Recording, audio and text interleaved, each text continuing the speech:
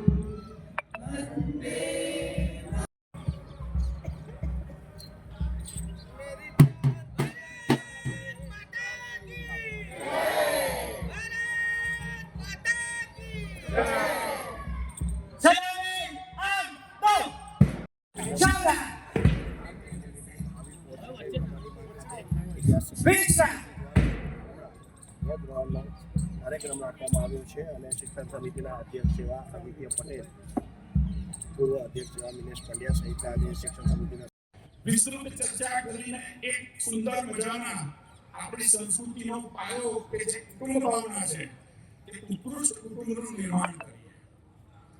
બીજો વિષય છે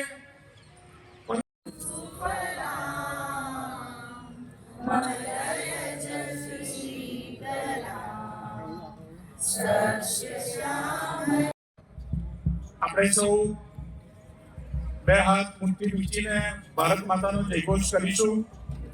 ભારત માતા કી, ભારત માતા કી, વંદે વંદે માતરમ માતરમ। વડોદરા મહાનગરપાલિકા સંચાલિત નગર પ્રાથમિક શિક્ષણ સમિતિ દ્વારા આજ રોજ 77મા પ્રજાસત્તાક પર્વની ઉજવણી સયાજી ઉદ્યાન ખાતે સયાજી કાર્નિવલના ત્રિદિવસીય બાળમેળાના આયોજન દરમિયાન કરવામાં આવી છે અને આજે ખૂબ મોટી સંખ્યામાં શિક્ષણ સમિતિની પરિવારના આચાર્ય, શિક્ષકો, બાળકો સિવાય સમગ્ર શિક્ષણ સમિતિના બોર્ડના સભ્યો ઉપસ્થિત રહ્યા છે। આજે જ્યારે સમગ્ર દેશ 77મા પ્રજાસત્તાક પર્વની ઉજવણી કરી રહ્યું છે ત્યારે દેશના એક જવાબદાર નાગરિક તરીકે આપણે આદર્શ નાગરિક કઈ રીતે બની શકીએ તે પ્રકારનો સંદેશો આજના દિવસે અધ્યક્ષ સ્થાનેથી આપ્યો છે।